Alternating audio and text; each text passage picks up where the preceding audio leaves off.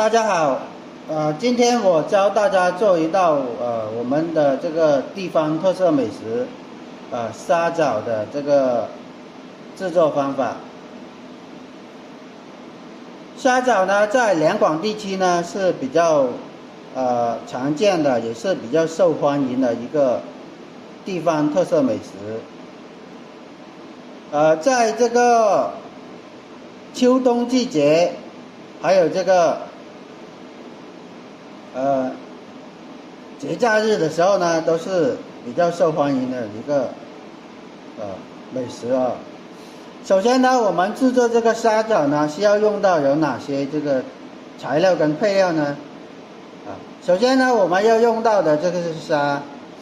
虾呢，我们买的时候呢，正常来说的话，吃对吧？家庭吃的话，我们一般都是买新鲜的。如果是商用的，我们一般都是买这个速冻过的冻好的，拿回来直接就可以处理了。如果是买新鲜的虾的话，我们买回来还要放到冰箱去速冻，然后才能拿来用。虾的话，我们可以买这个河虾或者是海虾都可以的啊。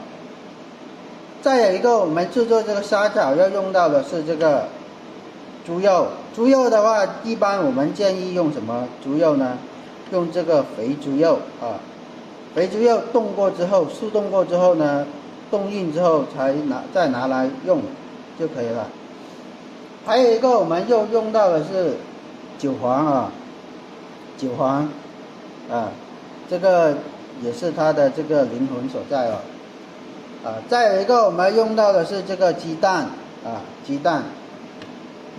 再有一个我们用到是红萝卜，因为没有这个马蹄，所以说我们就用这个红萝卜来代替就可以了。如果有马蹄的话更加好。还有一个我们用到的这个配料都有哪些呢？首先我们用到的是味精蒸香的。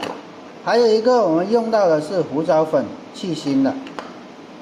再有一个我们要用到的是盐再有一个我们用到的是淀粉还有一个我们用到的是花椒粉花椒粉的话是蒸香的再有一个我们用到的是面粉面粉的话用来油炸的时候都要用到面粉再有一个我们用到的是这个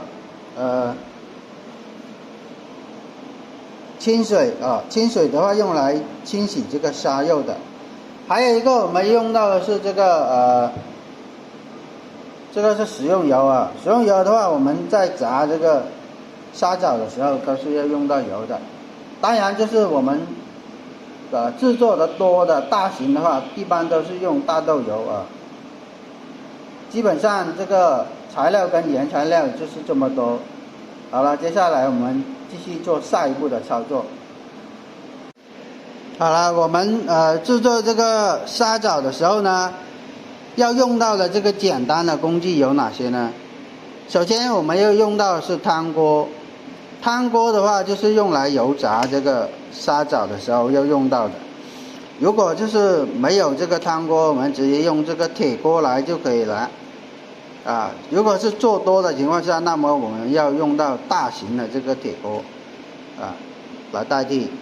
再有一个我们用到是电磁炉没有电磁炉就是用这个煤气灶来代替就可以了或者是用这个电热的这个锅也可以再有一个我们用到的是匙羹。匙羹的话我要就是做这个虾饺挤虾饺的时候要用到要把它挤成这个丸子形状。再有一个我们用到的是不锈钢的带孔的这个勺子，就用来油炸这个虾饺的时候就是要用到。还有一个我们用到是这个玻璃的盆就是调这个虾饺配料的时候要用到装这个虾饺馅虾肉